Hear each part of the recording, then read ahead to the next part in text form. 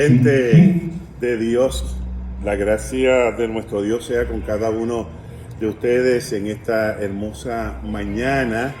Aquí estamos para nuestro tiempo de esperanza, un poquito fuera de nuestro horario regular, pero aquí estamos.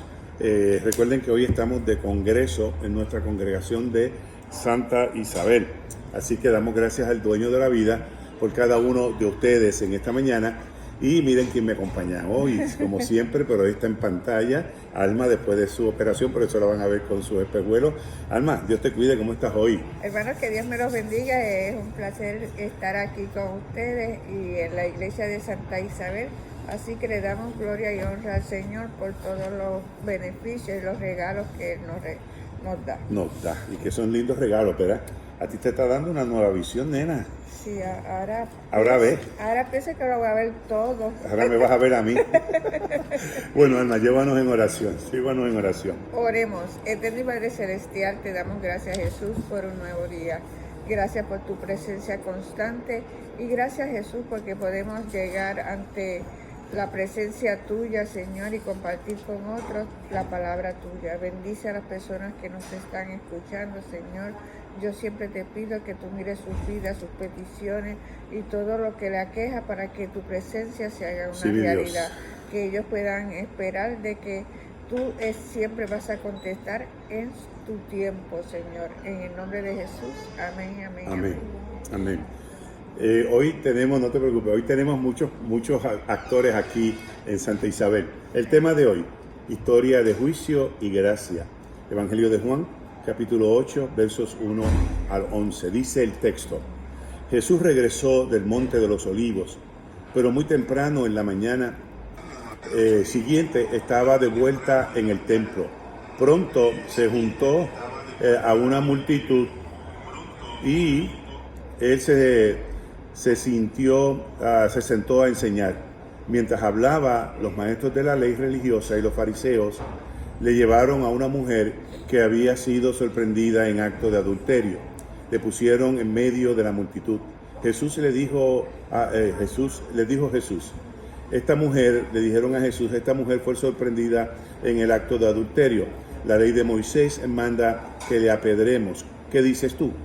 Y intentaban tentarle con una trampa o tenderle una trampa para que dijera algo que pudieran usar en su contra, pero Jesús se inclinó y escribió con el dedo en el polvo. Como ellos seguían exigiéndole una respuesta, él se incorporó nuevamente y le dijo: muy bien, pero el que nunca haya pecado, que tire la primera piedra. Luego volvió a inclinarse y siguió escribiendo en el polvo.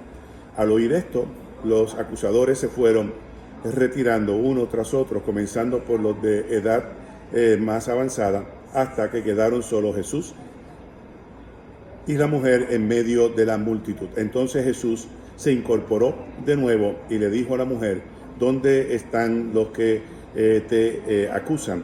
¿Ni uno de ellos te condenó? Ni uno, Señor, dijo ella. Y tampoco, le dijo Jesús, yo tampoco. Vete y no peques más. Una historia de juicio y una historia de gracia. Hace unos años, en un pequeño pueblo, un maestro de escuela notó que una de sus alumnas, llamada María, llegaba triste y retraída todo el tiempo a la escuela. Pronto descubrió que la niña estaba siendo objeto de señalamiento o de bullying, lo que llamamos hoy, por sus compañeros, porque su hermano mayor había sido arrestado y le decían los niños en acción de bullying: tu familia es un desastre, le decían. La niña, incapaz de defenderse, solo bajaba la mirada. Un día el maestro reunió la clase y, sin acusar a nadie de ningún señalamiento, les preguntó: si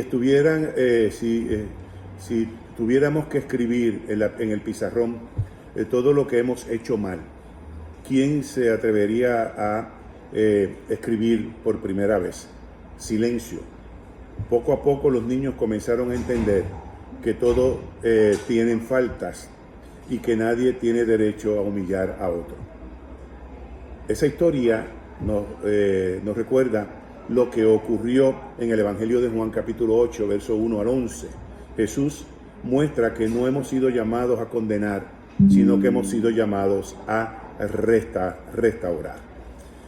Fíjense que el juicio con trampa en el lugar de las ofrendas estaba Jesús en el templo. Así que Jesús estaba en el templo enseñando, sentado junto al plato de las ofrendas. Es un detalle importante. Este es un lugar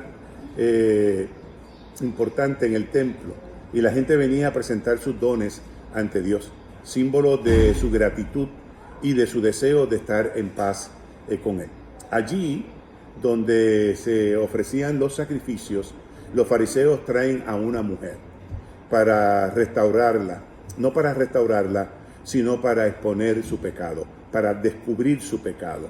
Sin imaginar la contradicción, el templo es lugar, y debe ser siempre lugar, donde las personas buscan misericordia, pero los líderes religiosos la convirtieron en un tribunal de condenación. Y quiero señalar eso porque me parece importante, nuevamente. El templo es lugar donde las personas buscan misericordia y no un tribunal de fusilamiento o de enjuiciamiento. Si de verdad querían cumplir la ley, ¿por qué solo trajeron a aquella mujer? ¿Dónde estaban los hombres con que ella supuestamente cometió el adulterio? Según la ley de Moisés, ambos debían ser castigados, según Levítico 20:10. Pero su objeto no era la justicia, sino tentar o tirarle una trampa a Jesús. ¿Y cuál fue la respuesta de Jesús? Jesús no responde enseguida. En vez de eso, se inclina y escribe en el suelo. ¿Por qué escribe? ¿Por qué Jesús escribe en el suelo? Muchos han especulado sobre lo que pudo haber escrito, que si los nombres, que si los pecados, quizás los pecados de los acusadores. Esos son puras especulaciones. Tal vez simplemente es un gesto para darle tiempo a que reflexionaran de lo que estaban haciendo en ese momento.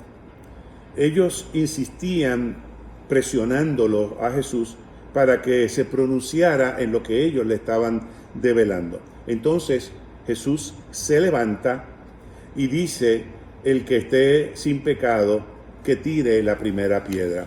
Y eso fue precisamente lo que le dijo el maestro a sus alumnos: el que no haya cometido una falta, venga y escriba en el pizarrón. En ese momento el tribunal se derrumba, el tribunal de juicio, el tribunal de condenación que hacían los fariseos se derrumba.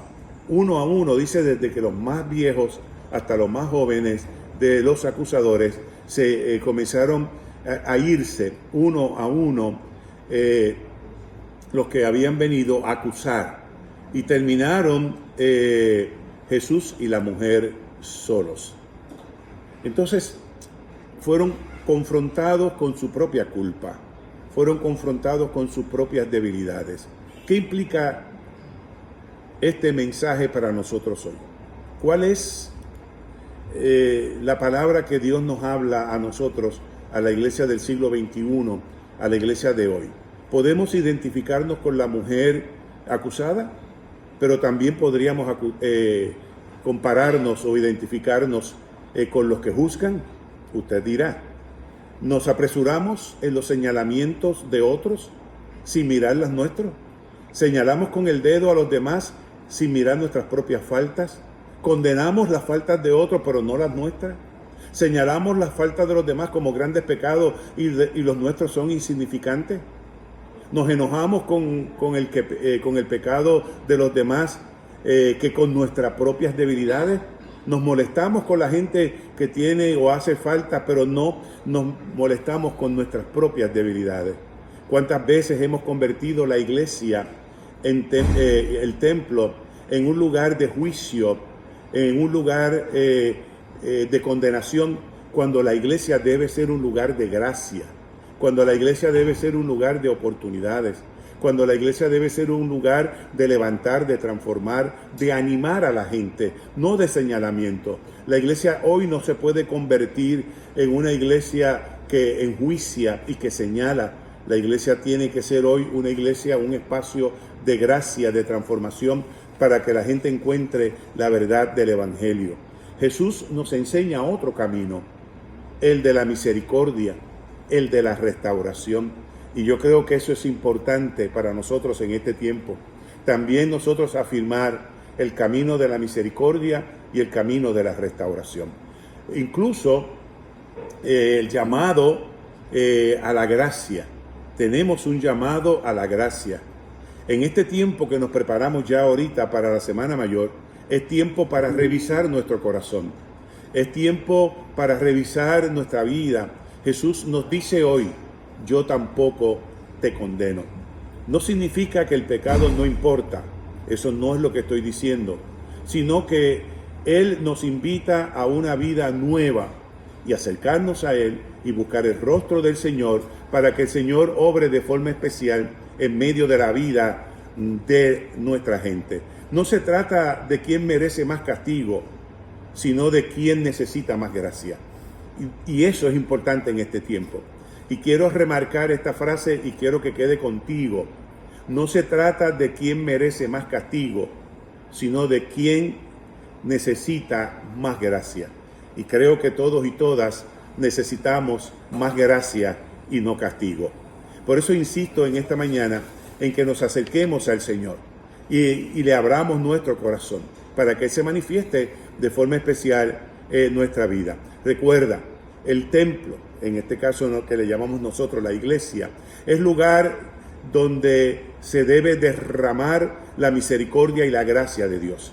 Junto al plato de las ofrendas, donde se ofrecían los sacrificios, donde se daban los dones y los talentos, donde se reconocía la gratitud, la reconciliación con Dios. Estar cerca del plato de las ofrendas significaba estar en un espacio donde la misericordia y el perdón son centrales. Y eso debe ser central en este tiempo en la iglesia. La iglesia tiene que ser un lugar de misericordia, un lugar de perdón, y eso debe ser central en nuestra vida. Aquellos fariseos convirtieron aquel lugar sagrado en una sala de juicio.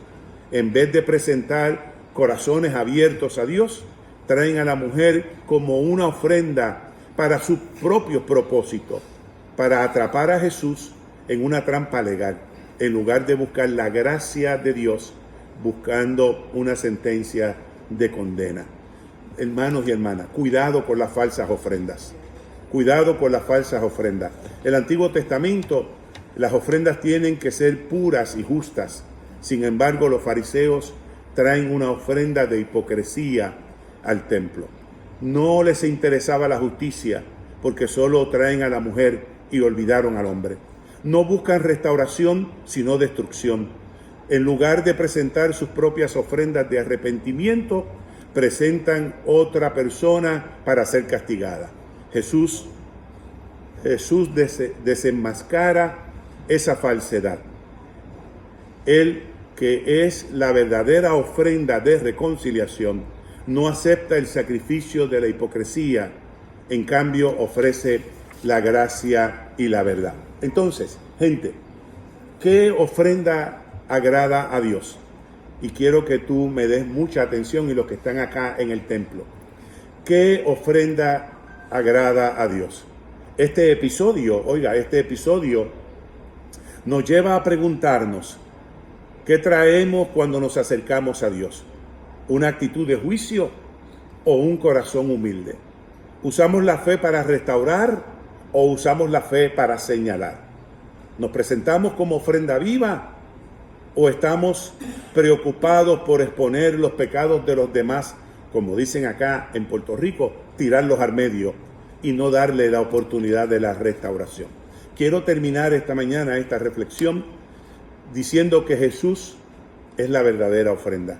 Jesús mismo se convierte en la ofrenda perfecta en la cruz del Calvario, entregándose por los pecadores, tanto por la mujer como por sus acusadores. estando junto al plato de la ofrenda, Jesús nos recuerda que Dios no quiere sacrificios vacíos. Oiga bien, Jesús no quiere sacrificios vacíos, sino un corazón arrepentido y transformado, como dice el Salmo 51. Lea el Salmo 51, lea el verso 17. Los sacrificios que tú deseas son un espíritu quebrantado. Tú no rechazas un corazón arrepentido y humillado, dice el orante del Salmo 51, 17.